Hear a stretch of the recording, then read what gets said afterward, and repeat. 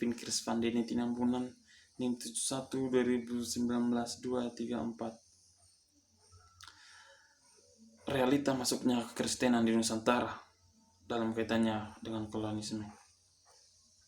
Realitanya, kekristenan tersebut ikut di dalam salah satu misi dalam upaya merebut hasil rempah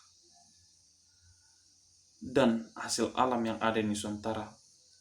Para koloni asing seperti halnya di Belanda memasukkan kekristenan agar dapat mempermudah mereka untuk mengorek dan mengambil hasil rempah dan menjualnya kembali negeri asal mereka di Belanda ataupun benua Eropa.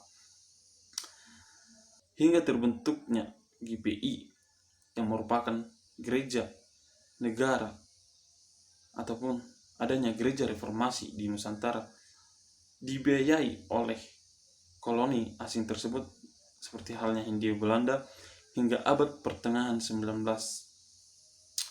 Kekristenan tersebut dipandang menjadi salah satu struktur kolonialisme, dan hingga pada saat ini gereja dianggap menjadi kaitan dalam struktur pemerintah kolonial.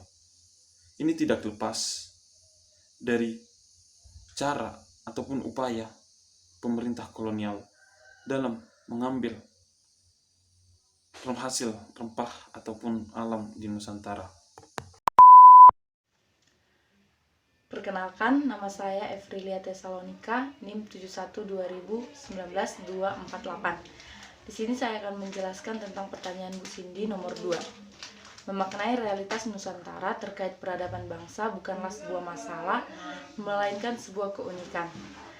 Sebelumnya perlu kita ketahui bahwa Nusantara sudah beradab dari dulu nenek moyang kita. Ada sedikit pendapat yang mengatakan bahwa nenek moyang kita baru beradab ketika bangsa Eropa masuk. Itu pun pendapat dari bangsa Barat, dan itu merupakan hal omong kosong. Hal ini dapat kita lihat dari perjuangan Baabula yang mengalahkan bangsa Portugis dan mengusir mereka dari Ternate Timur. Sedangkan di bagian barat, mereka lebih fokus di bagian ekonomi dibandingkan kekuasaan, di mana Palembang dan Jambi bersaing demi produksi lada. Sejarah juga mencatat tentang perbedaan barat dan timur, di mana perbedaan itu bagian barat Nusantara merujuk kepada mencari sekutu setiap menghadapi tekanan memakai jalur perundingan. Sedangkan di bagian timur lebih merujuk kepada perang saudara. Itulah perbedaan yang membuat kehancuran, dan yang dibutuhkan adalah realitas Nusantara, yang dimana menghargai perbedaan itu sebagai kekayaan bangsa yang membentuk Indonesia sebagai negara satu kesatuan, walaupun di dalamnya banyak terdapat perbedaan agama, suku, ras, dan lain-lain. Terima kasih. Bicara tentang Pancasila dan kemerdekaan Indonesia, ada dua hal yang menarik dibahas, tentang bagaimana pemahaman reflektif teologis yang dapat dibangun dari kedua hal tersebut. Tugas kita bagi para pelayan jemaat atau pemimpin jemaat nantinya adalah kita dapat membangun pemahaman teologis yang benar antara Pancasila, kemerdekaan Indonesia, serta arti pemahaman teologis. Kita harus memberitahukan kepada masyarakat atau para jemaat kita nantinya bahwa kemerdekaan Pancasila adalah hal yang sama, hal yang diberkati oleh Tuhan, hal yang bersifatnya luhur, hal yang banyak anugerah dari Tuhan sehingga Indonesia dapat memerdekakan dirinya sendiri. Kedua hal tersebut harus dapat kita aplikasikan atau kita beritahukan kepada masyarakat dengan cara memberikan pemahaman yang benar. Karena selama ini mungkin pemahaman mereka salah mengartikan tentang bagaimana Pancasila dan pemahaman teologis itu saling memiliki arti yang sama. Pemahaman yang mengatakan bahwa agama dan Pancasila itu berbeda itu harus kita kesampingkan, karena itu hal yang sangat bodoh saya rasa, karena kedua hal ini adalah hal yang sangat-sangat terberkati oleh Allah. Tinggal bagaimana kita dapat menyuruh masyarakat atau menyuruh jemaat untuk dapat mensetarakan antara Pancasila dan pemahaman teologis dengan cara melakukan pembaruan pada konsep berpikir mereka. Kita dapat melakukannya dari hal yang terkecil. Kita dapat menyatukan lambang negara dan lambang kesetaraan, yaitu salib, pada saat kita berada di rumah maupun kita melakukan pengajaran pada saat kita nantinya menjadi sebuah pelayan Tuhan. Terima kasih. Selanjutnya saya Renilda Nebaho, NIM 712019-164 akan menjawab pertanyaan, jelaskan apa saja potensial yang menjadi tantangan dalam mengkontekstualisasikan sejarah gereja yang mengindonesiakan dan bagaimana langkah-langkah sejarah gereja yang mengindonesiakan. Seperti yang sudah kita ketahui semua, pada saat Indonesia telah merdeka yang diproklamasikan Presiden pertama kita, yaitu Dr. Landus Insinyur Haji Soekarno pada tanggal 17 Agustus 1945 di Jakarta, gereja-gereja Indonesia dari dulu sampai sekarang masih menggunakan unsur budaya barat, di mana pada saat misionaris datang ke belahan Nusantara. Sehingga untuk mengkontekstualisasikan gereja yang mengindonesiakan, dibutuhkan langkah-langkah yang dapat ditempuh dalam mengkaryakan sejarah gereja di Indonesia, yaitu menjadikan Indonesia sebagai rumah kita, bukan sebagai objek. Dapat dilakukan dengan cara meletakkan lambang negara Republik Indonesia, yaitu Garuda Pancasila sebagai ideologi Indonesia di dalam gereja, serta gereja ikut ambil dalam mewujudkan kedamaian setiap suku, ras, dan agama dimanapun. Namet Namika, NIM 712019-196. Di sini saya akan menjawab pertanyaan nomor 5.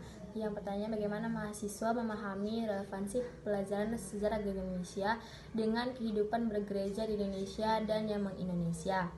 Jawabannya yaitu di sini letak sejarahnya adalah bahwa gereja di Indonesia yaitu ialah bagian dari negara Indonesia itu sendiri, yang merupakan karya Allah bagi orang Indonesia yang memiliki Injil sebagai dasarnya. Itu sebabnya Indonesia tidak terlepas dari pluralitas bangsa. Di sini gereja juga membuka, menerima, memberitakan, dan menghidupinya sebagai karunia dari Allah. Jadi relevansi sejarah gereja Indonesia dengan kehidupan bergereja yaitu agar kita sadar bahwa hingga waktu ini kita adalah gereja Indonesia, bukan gereja yang meng-Indonesia.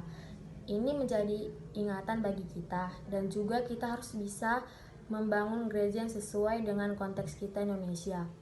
Bukan hanya berpaku pada pemikiran luar, melainkan dari dalam diri sendiri. Tanah airku tidak kulupakan, Kan terkenang selama hidupku, biarpun saya pergi jauh, tidak akan hilang dari kalbu.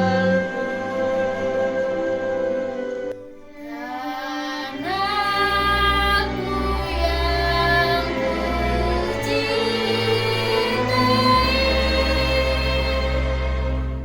Akan ku banggakan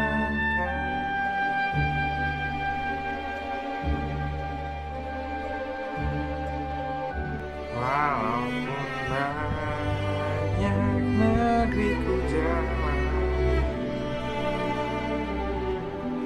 yang masyhur permadi kata orang. tetapi kamu dan rumahku di sana aku rasa senang.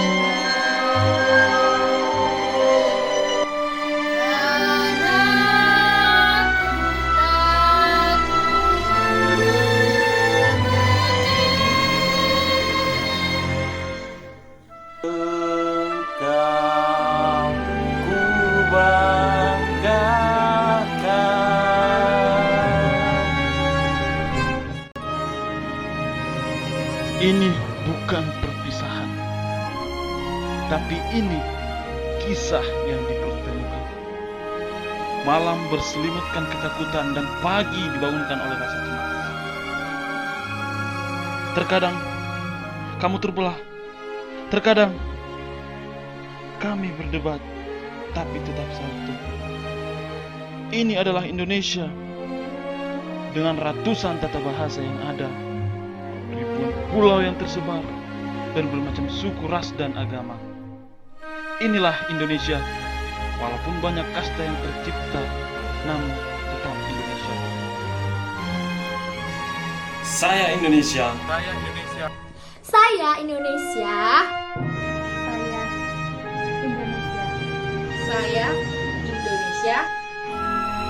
Merdeka. Merdeka. Merdeka. Merdeka!